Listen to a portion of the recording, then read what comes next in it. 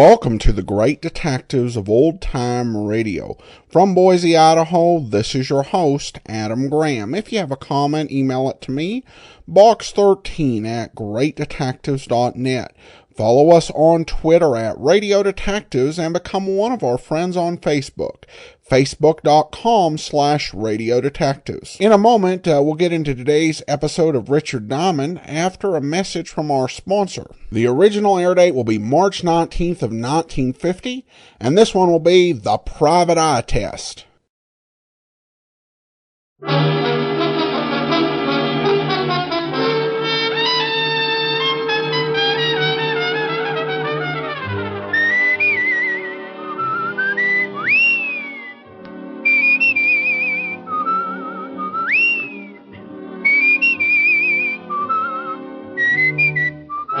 The National Broadcasting Company presents Dick Powell as Richard Diamond, Private Detective.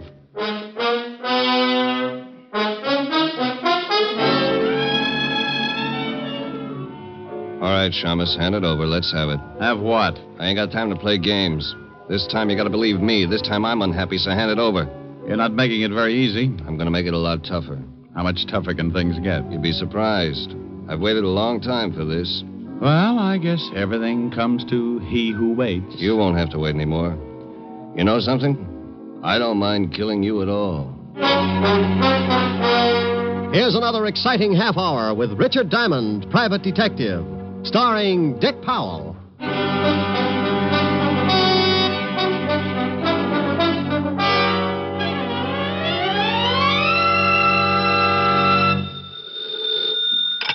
Diamond Detective Agency, homicide made easy. With us, it's the corpse that counts. Oh, I just don't think I'll ever get used to it. Hi, Helen. Hi. What are you doing? Right now, nothing. But I've been considering a few push-ups or something just to keep my heart going. I've been sitting behind this desk so long my blood doesn't circulate anymore. It just lies around in puddles. Oh, Rick. Morning, Mr. Diamond. Oh, hold it a second, honey. Morning, Phil. Who's Phil? The postman. Oh. Special delivery for you. Return receipt on it. Here, sign right here. Sure. Okay, there you are, Phil. Okay. See you later, Mr. Diamond. Yeah. Rick? Yeah, yes, dear? Well, what is it? Hmm? Well, what did the postman want? Well, wanted to give me a letter. Oh? Special delivery. From the City Hall. Oh, must be important. What does it say? Let's see. It says, Mr. Richard Diamond, address, so on and so forth. Oh, here. Dear sir, you are hereby notified that under the laws of this state, you can be called... Oh, for Pete's sake. Well, what's the matter? Of all the rotten... Oh, stop making noises and tell me what's wrong. You know what the stupid letter is about? I've been trying to find out. I, honey, have got to report to the police commission and get examined. Oh, Rick, have you caught something? Dear, in this state, the commission can call in any private detective and give him a test to find out whether or not he can still qualify to keep on operating. You mean they give you a test like in school? You're darn right. Oh, and it says here I've got to appear today. Well, what if you don't? Well, I lose the bond I had to post when I took out my license. Oh, Rick, you better get right down there. Oh, and here's something else that's real cute. Guess where I have to take the test? Waltz precinct. Has to be. Yeah, aren't they the little devils? Report to Lieutenant Walter Levinson, 5th Precinct, homicide. What time, Rick? Time? 10 minutes ago. Oh, bye, Rick. It was 10 after 11 when I hung up on Helen. It was 12 after when I hit the street. The 5th Precinct was a good 10 blocks away, and I was bounding into the squad room by 11:18. Needless to say, it put a horrible strain on several unused ligaments. 4 or 5 boys in my charming profession were there ahead of me. Well, boys, it looks like the commission's serious this time. When they start dragging in their pets, namely one Richard Diamond, you can bet the heads are going to start rolling. What if the heads do start rolling, Romero? You got a spare? That's very... Hey, Shamus, you're late. Well, Sergeant Otis, do you need a shave, or have you been sleeping with your head on a porcupine? I ain't got no time for your crummy jokes, Diamond. Take a seat and wait your turn. Thank you, Otis. By the by, you're the last on the list. That figured. Yeah, take a seat, Diamond. Last on the list, huh? Looks like you don't swing as much weight as you thought you did. At least now I can understand the reason for this examination. Oh, you can, huh? Sure. Guys like you, Romero, would make it necessary to clean up any organization. Oh, I take it you don't think I'm a credit to the profession, huh, Diamond? Take it any way you like, but stick with the first guess. Oh, what's the matter, Rick? Maybe I'm taking some of your business away, huh? Look, Romero, the kind of business you handle would keep me buying too much disinfectant. And as long as you're asking what's wrong, I'll tell you. 2 things. Yeah? You're a lousy detective, and you'd burn your grandmother if there was enough money in it. Oh, okay, what's the second beef, Ricky? You just said it. You want to talk to me, it's Mr. Diamond. You slip again, and I'll put your jaw in a position so you won't forget. Is that right? Oh, get out of my way, Romero. Oh, sure, Mr. Diamond. Hey, Rick, can I see you a minute? Yeah, by all means, see your friends and have a good talk about me. Oh, what is it, Alan? I just thought you might be more comfortable over here. I would have called you sooner. I was kind of hoping you might lay one on Romero. Oh, I'd love to bust his face up. There's just no excuse for him. Okay, so we all got our bonds to worry about. Relax, you got a long wait.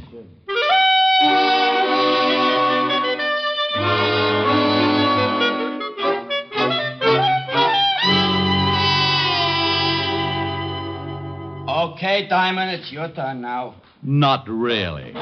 Go on in. Sorry you had to wait so long. Thank you, Sergeant Otis. You're very kind. If I'd waited any longer, I'd have been numb. And don't ask me where. Now, come in, Rick. Bring your slate pencil. Yeah. Sit down, Mr. Diamond. In a nice, soft chair? Oh, I'm afraid I couldn't do that, Lieutenant. I've gotten so used to that bench outside, sort of grown to fit it, you might say. Oh, now, Rick, I'm sorry, but there was nothing I could do about it. Mr. Diamond, Lieutenant. Huh? Oh, yeah. I hear you've been giving that to a lot of people lately. Otis tells me you and Pat Romero had some kind of discussion along those lines. Why doesn't the government stick Otis out on the beach somewhere and use him for radar? Let him look for flying saucers. Rick, there's no sense in acting like a child. The name is Diamond. Since when? Since 2 hours of solid sitting, Lieutenant. Okay, Mr. Diamond. Unfortunately, the commission set this thing up, Mr. Diamond. I had nothing to do with it, Mr. Diamond. As for your waiting, there's enough hard feelings about your relations with this department. If I put you at the head of the list, Mr. Diamond... shut up. Lieutenant. Lieutenant. Mr. Diamond. Mr. Diamond. That's better. It certainly is. Here's the first half of the examination paper. You'll get the second half later. Write the answers to these questions. How long have I got? Take your time. Still mad? Yeah. Oh. So for the next 30 minutes, I wrote. I wrote, and Walt stewed. It was something I could always count on with Walt, and being my best friend, he never had been able to get used to it. I looked up and caught him a couple of times, looking out of the corner of his eye to make sure I was getting them right. Don't misunderstand, Walt would never give me the answers. He'd just cough or blow his nose or something to show me I wasn't on the right track. Oh.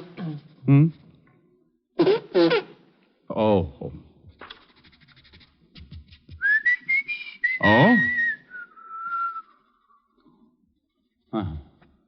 There you are, Lieutenant. Thank you, Mr. Diamond. Am I finished? You most certainly are not. Like the others before you, Mr. Diamond, you will have to solve, to my complete satisfaction, a hypothetical case of homicide. And then come back here and fill in the second half of the examination. Oh, for Pete's sake, Walt. I did that in police school. It's for Pete's sake, Lieutenant. Oh, all right. One moment, Mr. Diamond. I'll get the man who's going to give you the test. Otis. Yeah, Lieutenant? Oh, no. Would you mind coming in here and taking Mr. Diamond down to the basement? He's ready for the test, huh? Yes, Sergeant. He's ready.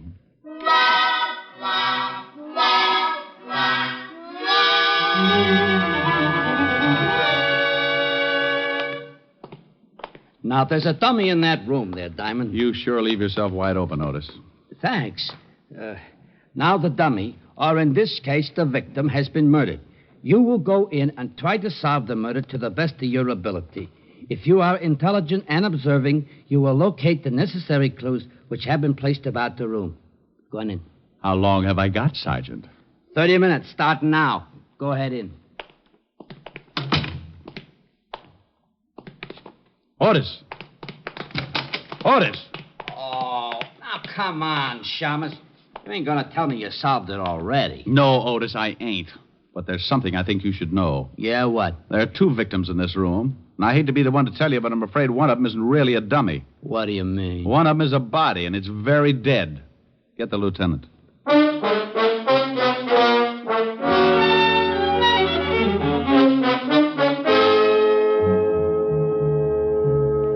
Well, there you are, Walt. Pat Romero, shot through the head. Oh, no. Shut the door, Otis. Yeah. And lock it. Stand in front of it. Don't let anybody in. How did this happen? How did Romero get shot in my department? Oh, what'll the commissioners say? Lieutenant... You shut up. Walt, relax. Will you take it easy now? Oh, sure. Relax. Take it easy. When the commissioner hears about this, I'll have a lot of time to relax on a beat in Flatbush. Look, Walt... And the newspapers. What's going to happen when they get wind of this? Listen, Walt... Private detective shot in lab room of 5th Precinct. Homicide.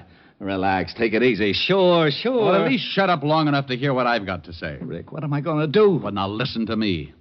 If we can solve this thing before anyone gets wind of it, maybe it won't be so bad. You're right. Maybe it won't. We'll keep this room closed up as long as possible. Otis, if you let anyone in here, I'll personally see that you never... Where are you going, Diamond? I'm going to Romero's office. I'll call you from there. Make a check on his body and have all the dope ready for me. Oh, don't you worry about the dope, Rick. I've got more dope in this department than any other in the whole world. I've got the biggest. Otis. Yeah, Lieutenant? Walt chased Otis up the wall, and I headed for Pat Romero's office. Everything was happening so fast, I didn't take time to think much past the fact that the private detective profession had taken a step in the right direction when someone retired Romero. But Walt was in a spot, and someone had broken the law, so it looked like it was up to me to try and tie things together. I got to Romero's building, went up to the 8th floor, tripped over a couple of rats having a nervous breakdown because they couldn't find their way out, found his office, opened the door, and started feeling sorry for myself right away. Oh. I never saw him. All I remember is something black and shiny in front of my face just as I hit the floor. When I tried to take a better look, the bright, shiny something kissed me right in the mouth, and I went to sleep the hard way. When I finally came around, it was like trying to tiptoe through an acre of beach balls. I stumbled a couple of times, spit out a little blood. Very little, because the way I felt, there couldn't have been too much left. When I finally got around to a normal way of thinking, I perceived 2 things. It was still daytime, and the office of one Mr. Pat Romero, deceased, was a wreck.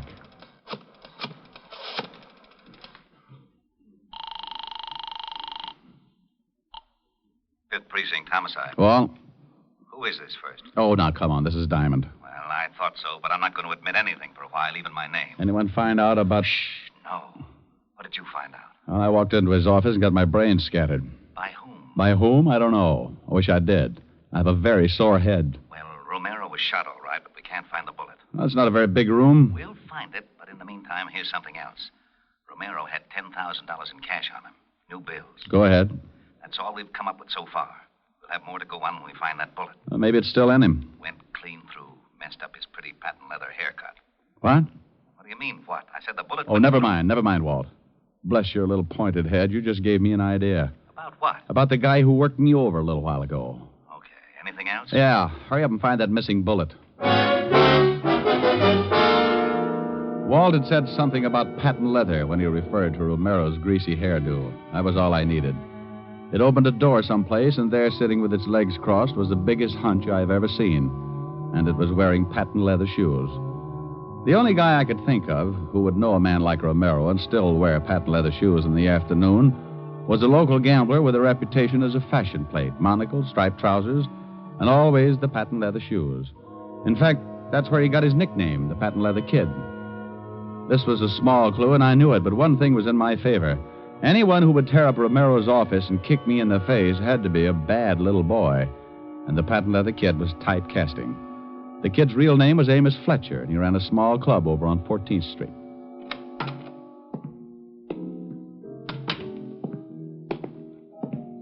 Oh, I'm sorry, my friend, but the... Well... Hello, Fletcher.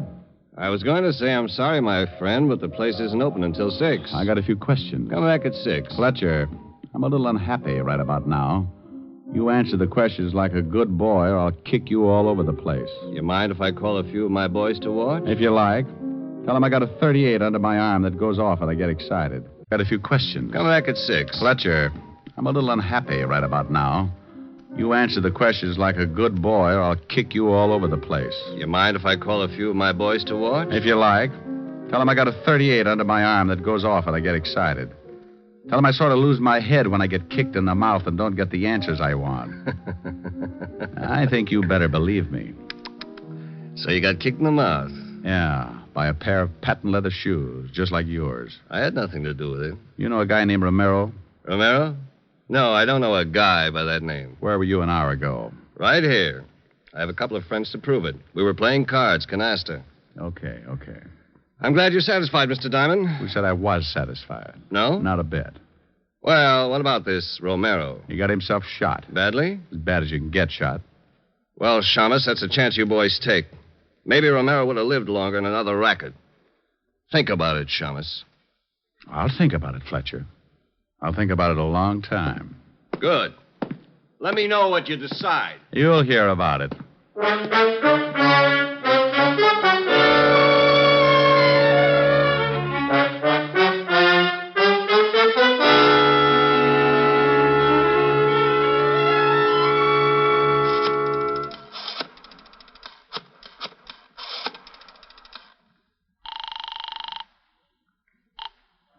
Homicide, 5th Precinct. Walt, check and find out where Amos Fletcher does his banking. See if he's made any big withdrawals lately. Patent leather kid? What's he got to do with it? Just check. Okay. Now, what about the bullet? Have you found that yet? No. Oh, swell. Did you find anything else? A bunch of stuff in Romero's wallet. What? Oh, driver's license, social security numbers, some business cards. Card from a real estate office that might be important. Why should it be? A notation on the back. Says call Miss Crockett about new lease. Date after that. Yesterday. New lease? Romero has an office. Wonder what this new lease is. Why don't you check? Crockett Real Estate, Lexington Avenue. Bye. Au revoir. What?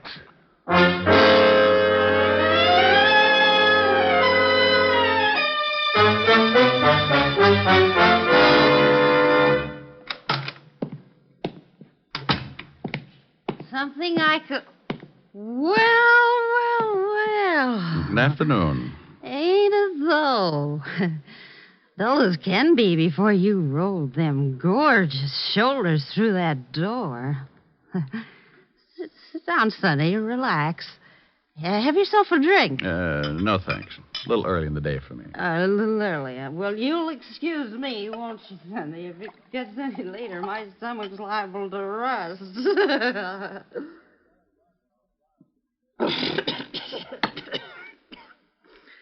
Get it? Yeah, all over me. What's your name, Sonny? Gotta know, if I'm going to sell you some real estate. Play football in school, Sonny? Figures. Oh, look at them shoulders. Look, sweetheart. Huh?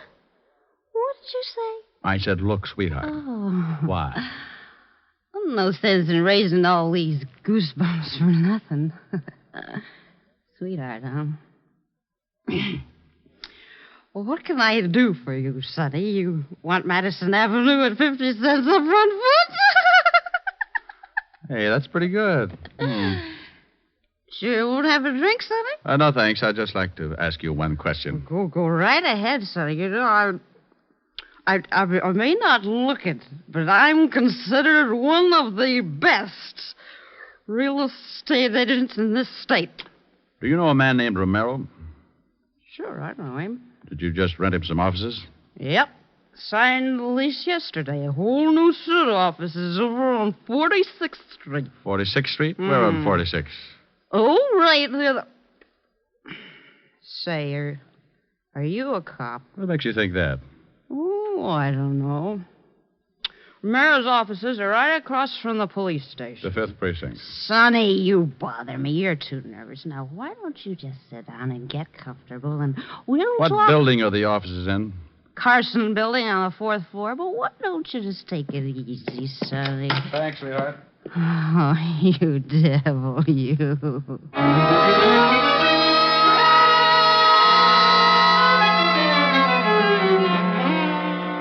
Now, look, Rick, we know Romero was shot in this room while he was either sitting or kneeling. Because the bullet entered his head at a high angle. Yeah. I think he was shot with a rifle, Walt. A rifle? Yeah, from across the street. Romero rented some new offices in the Carson building, directly opposite this building. I just saw them. Somebody tore those apart, too. Well, I checked on Amos Fletcher. Does his banking at the National. Made a withdrawal this morning, $10,000 in new bills. Who is it? Otis. Come on in. Has the Shamus solved it yet, Lieutenant? Walt, come here. Yeah? Now, look, 4th floor. Carson building right over there. See the open window? Yeah? Now, if someone in one of those offices fired a rifle, and there's no bullet hole in the lower portion of the window in this room, that means it went through the open part. So Romero would have to be standing, let's say about right here. Well, that would make the slug somewhere out in the hall. Right. But it would have to pass through the door. There's no hole in the door. Hey, the door was open when me and the Shamus came down here. That's right, Walt. Let's see if we can find that bullet. What was Romero doing down here? Oh, he was just finishing this part of the test when I went up to get Diamond. Hey, Walt. Huh? I think I got the bullet. Yeah. Under the rug. Yeah, you'll have to pry it out. It's in the floor pretty deep. Okay. Who did he go after? Amos Fletcher? That's right. What's your proof? Not much. It's all a guess. You know what kind of a guy Romero was. Yeah, the worst. Well, let's see. Romero had $10,000 in his pocket. Fletcher took out $10,000 this morning. Sounds like blackmail. Could be. Somebody was tearing Romero's old office apart looking for something when I broke in on him. And got a patent leather shoe in the face for my trouble. That isn't very much to go on. Well, how about this? I asked Fletcher if he knew Romero. He said no. But as I left, he mentioned that Romero probably got killed because, like myself, he was in the wrong racket. How did he know that? Well, still not enough to convict him. Would a confession do it, Grouchy? You know darn good and well a confession is the only thing that would do it. That or find the murder weapon and prove it belongs to Fletcher. No, you're so technical. Okay, I'm going back to the office. Give me about 10 minutes and have Otis call Fletcher. Oh? Have Otis call Fletcher? Oh, not as Sergeant Otis. Just have him call and give Fletcher a friendly tip. From the way those two offices were torn up, it's my guess that Fletcher hasn't found what he's looking for yet. Just tell him I found it. Found what? Well, found anything. You don't have to be specific. Who said I was going to be? Going to be what, you mallet head? Specific. You don't even know what it means. It means precisely formulated or restricted. Huh? Oh, here, I got the bullet out of the floor, Lieutenant. Bye, Walt.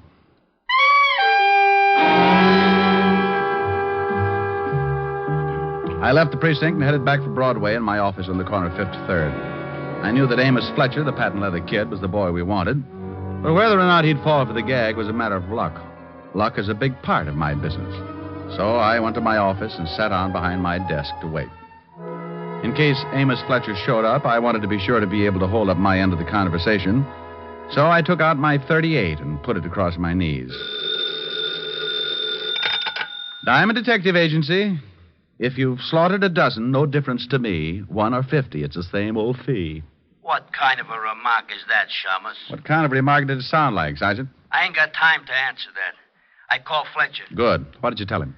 Well, I was pretty good, as a matter of fact. I disguised my voice like this, and I says, Amos Fletcher, and he says, yeah. So I says, just a little tip I thought you might want to know about. Richard Diamond has got that which you has been looking for. He found it in Romero's new offices. How was that, Shamus? Brilliant change of voice. You think it'll work? Put down the phone. You hear me, Shamus? You think it'll work? Hang it up. Hey, Diamond!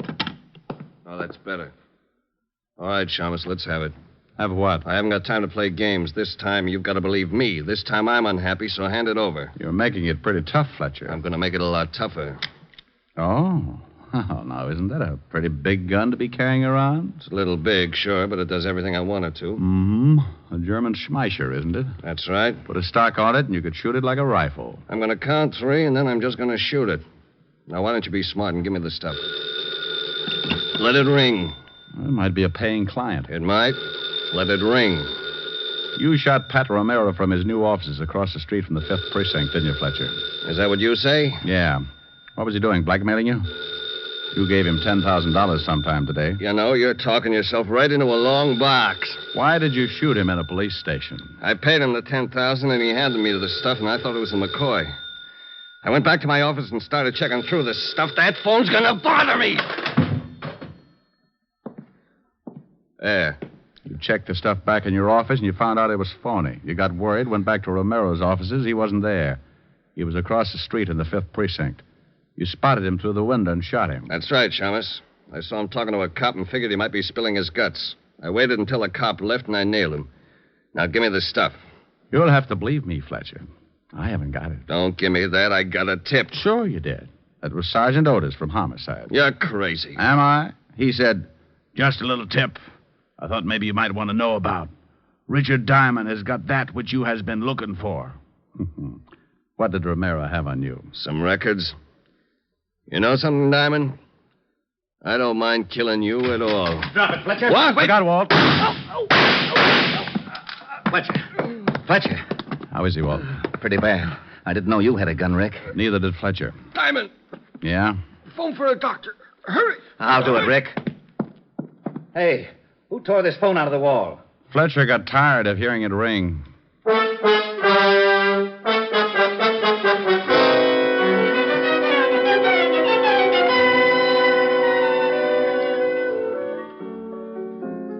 What's that you're playing, Rick?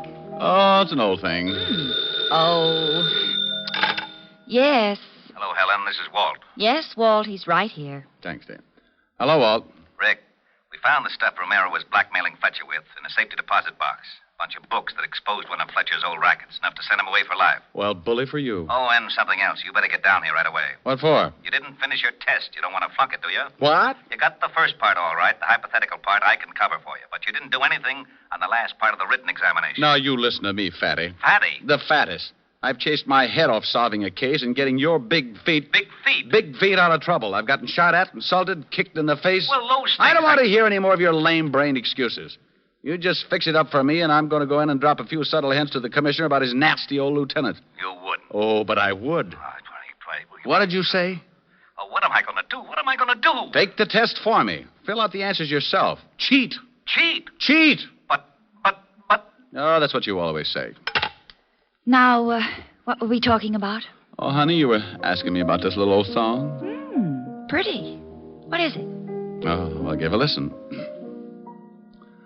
Oh, how I miss you tonight.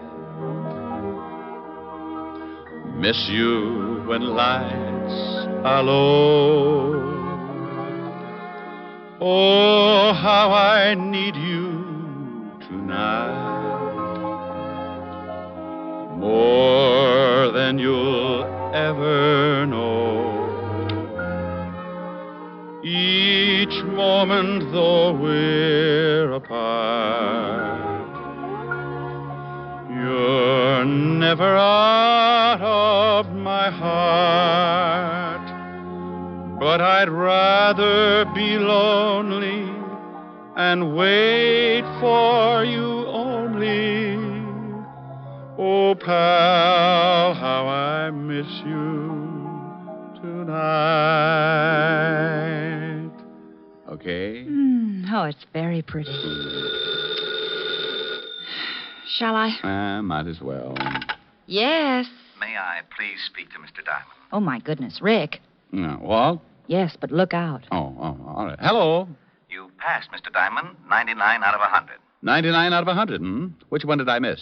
The last one. I knew you wouldn't care, so I let Otis fill it in for you. No. Yes, the commissioner wants to see you tomorrow morning. Why? What was the question? To what department does the cleanup squad belong? Well, what did Otis write for an answer? The Department of Sanitation. Tomorrow at 11, Rick. Au revoir.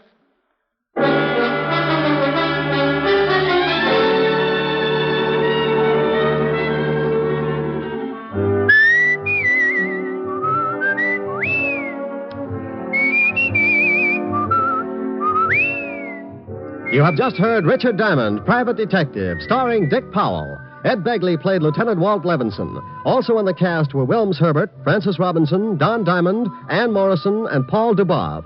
Music was under the direction of Frank Worth. Today's show was written by Blake Edwards and directed by Russell Hughes. Dick Powell currently may be seen in the motion picture version of the best-selling novel, Mrs. Mike.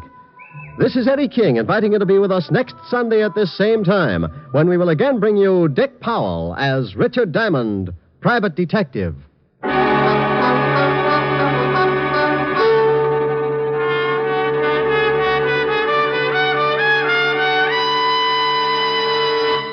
What's on NBC today? One of the finest programs in NBC's Sunday lineup of stellar entertainment is Theater Guild on the Air. Later today, be sure to hear Richard Widmark and Teresa Wright in the romantic comedy There's Always Juliet. That's Richard Widmark and Teresa Wright on Theater Guild on the Air today on this NBC station. Next, hear James Melton and Harvest of Stars on NBC.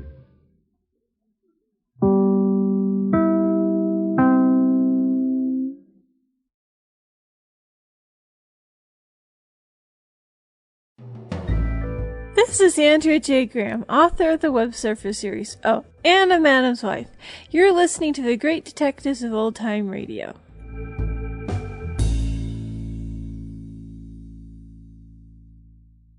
Welcome back. Kind of odd to have on the private eye test that you have to evaluate a murder scene, given that most private eyes don't actually go around solving murders. But at any rate, we needed some setup to get to the murder plot, and that works as well as any. And of course, the way that our killer met his end was just pure irony.